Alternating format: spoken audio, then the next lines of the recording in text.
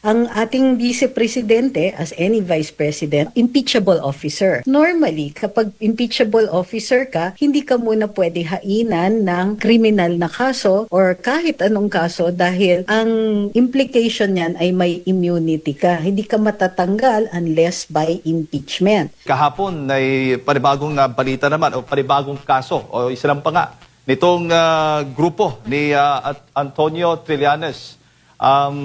Ano ho ba ang nakikita po ninyo dito, Attorney? Laban po ito kay Vice President Sara Duterte. Papaano niyo po tinitingnan itong paghahain nga ng mga kasong plunder at graft laban po sa pangalawang Pangulo? May sapat ho bang ito para po sa inyo legal na batayan?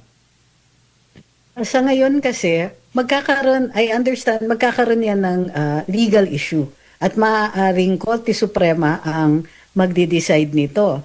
Ang ating vice presidente, as any vice president, ay impeachable officer. Normally, kapag impeachable officer ka, hindi ka muna pwede hainan ng criminal na kaso or kahit anong kaso dahil ang implication niyan ay may immunity ka. Hindi ka matatanggal unless by impeachment.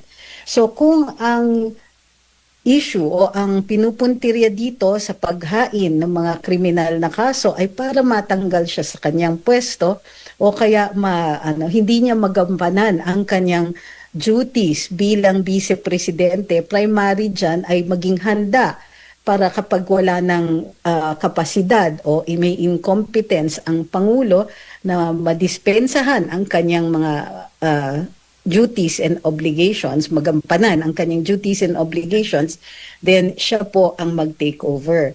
So, ang issue dyan is maaari bang hainan siya kaagad ng kriminal na reklamo kung hindi pa siya nai-impeach. Normally yan, kapag nag-succeed ang impeachment, vulnerable na siya dahil tanggal na siya sa pwesto, vulnerable na siya doon sa pag-file ng kriminal na kaso.